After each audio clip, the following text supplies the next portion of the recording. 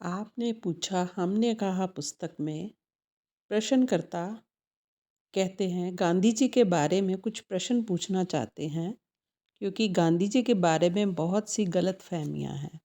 स्वामी जी उत्तर देते हैं, चलो आपने इतना तो स्वीकार किया कि गलत फहमियाँ हैं, अब हम सही फहमियों की दृष्टि से सोचेंगे। ये पक्का याद रखना कि जो भी मैं जवाब दूंगा अपने तर्क के या गांधी जी के जीवन के अनुभव के आधार पर दूंगा, क्योंकि हर बात को मैंने गांधी जी को पूछा नहीं था और पूछना संभव भी नहीं था। बातें असंख्य थी। संसार का स्वभाव है हर वस्तु पर नमक मिर्च लगाना या चाशनी चढ़ानी और मूल स्वरूप को बदल देना। अब गांधी जीवन को उसकी असलियत को जानना होगा तो मसाला और चाशनी धो डालनी पड़ेगी। हाँ, अब पूछो। अगला प्रश्न है, लोगों का कहना कि गांधी जी ने पाकिस्तान बनवाया और खून खराबा करवाया। स्वामी जी उत्तर देते हैं, मैंने ये प्रश्न गांधी जी को पूछा नहीं कि क्या आपने कत्लेआम करवाया, क्या आपने पाकिस्तान बनवाया। मेरा तर्क है कि गांधी देश के टुकड़े करवाने के काबिल ही नहीं था। आप थोड़ा सोचें कि जो ज़िंदगी भर हिंदू मुस्लिम एकता की रट लगाता रहा, ईश्वर अल्लाह को इकट्ठा करता रहा, वह टुकड़े कैसे करवाएगा। हिंसा उसको मंजूर ही नहीं थी। अहिंसा उसका व्रत था, तो वह कत्लेआम कैसे करवाएगा। अगर गांधी जी को बंटवारा मंजूर होता तो आज़ादी के सूत्रधार के रूप में दिल्ली के लाल किले पर तिरंगा झंडा लहराने का काम गांधी ने ही किया होता।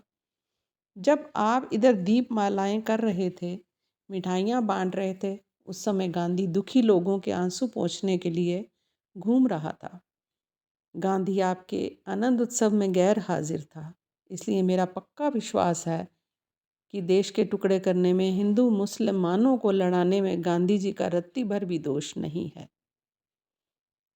प्रश्नकर्ता कहते हैं, तो फिर ये किसने करवाया। स्वामी जी उत्तर देते हैं, भारत के जनमानस ने करवाया।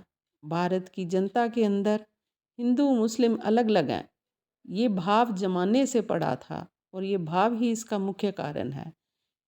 वह मेरा तर्क है कि जनमानस के दबाव के कारण कांग्रेस ने भी हर रोज़ का झगड़ा टालने की दृष्टि से ही उसे स्वीकार किया। इसको आपत धर्म कहते हैं। कई बार हालत और नीयत में अंतर पड़ जाता है। मेरा ख्याल है कि कांग्रेस की नीयत झगड़ा टालने की थी। कई बार झंझट टालने की नीयत से जो किया जाता है उससे भी झंझट खड़ा हो जाता है।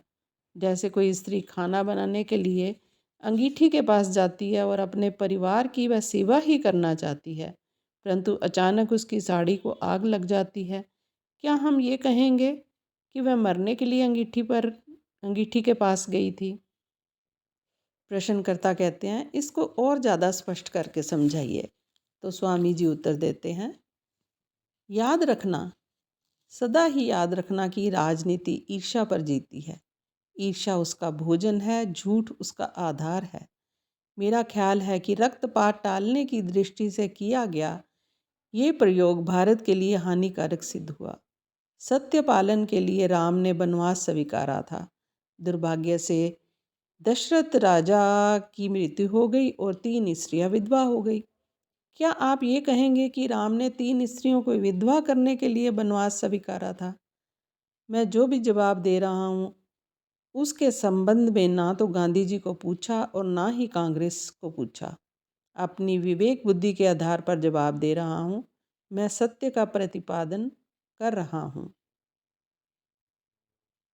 अगला प्रश्न है, गांधी जी में आपने कौन से गुण देखे। तो स्वामी जी बता रहे हैं, उनका सबसे बड़ा गुण था सत्य तथा अहिंसा का सूक्ष्म चिंतन तथा पालन। शेष प्रश्न उत्तर कल।